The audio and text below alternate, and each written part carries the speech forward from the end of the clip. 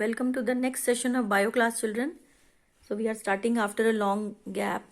Again, we have started this last chapter, respiratory system, before the exams, and we have talked till here. We have discussed till structure of respiratory system. Now in this video, we will start our next topic, which is blood supply to the lungs. And this topic is related to circulatory system. If you remember, we have discussed the structure of heart and the major blood vessels which bring oxygenated and deoxygenated blood from the which pour the deoxygenated blood to the lungs and which bring oxygenated blood from the lungs to the heart. We have read about those blood vessels and all. So once again we will revise in this topic. So for this you need to refer to the figure, this total view of blood supply. So here they have shown this is the structure of the heart, and might be you have forgotten sometimes. So if you remember the four chambers of the heart, auricles and the ventricles, right? And then let me draw here roughly. So let us say this is the right auricle, right ventricle, left auricle, left ventricle. From, if you remember, these the two major veins, inferior and superior vena cava. This is, let's say, superior vena cava, which brings deoxygenated blood, and they both open in right auricle. From the right auricle, deoxygenated blood is passed into the right ventricle, and from the base of the right ventricle, pulmonary artery arises. This one, pulmonary artery, which carries the deoxygenated blood to the lungs. And this dark brownish dull color of the blood represents in this diagram as deoxygenated blood. Okay, and they have shown here.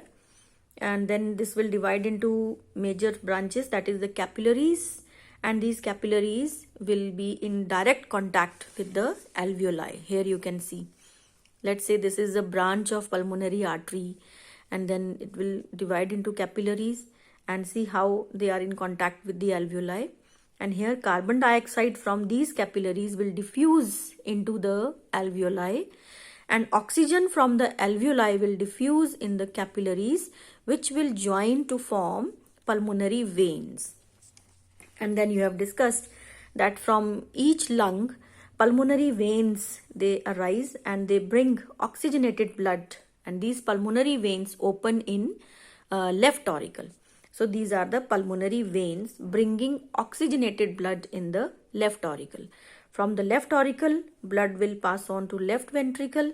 From the left ventricle will arise aorta, which will supply oxygenated blood to the rest of the body, to the each and every organ or part of the body. So this bright red part shows the oxygenated blood, and this dark dull color shows deoxygenated blood. To make it more clear, they have shown this diagram. This is alveoli and capillaries highly magnified. These are the alveoli and these are the capillaries. These are the capillaries of pulmonary artery bringing deoxygenated blood. These are the capillaries of pulmonary veins, which will join to form pulmonary vein, and pulmonary veins will bring oxygenated blood, and they will open in the left auricle. Okay.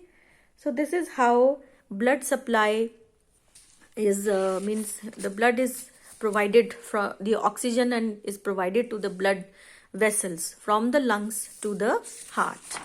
And this is how carbon dioxide is supplied from the heart to the lungs, from where carbon dioxide will be expelled out. So same thing is written here. So we can just go through it.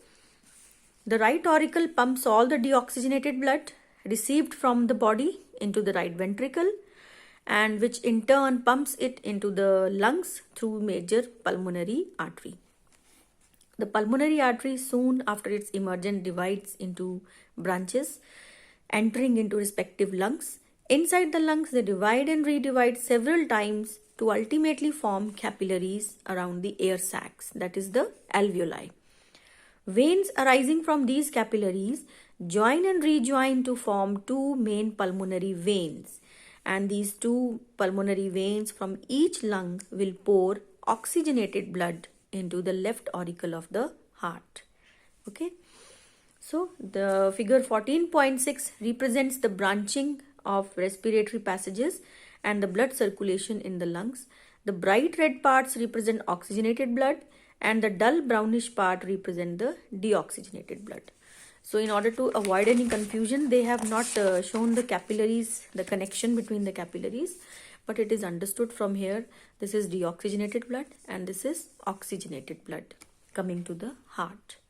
So children, revise this topic. In the next video, we will discuss the next topic. Thank you.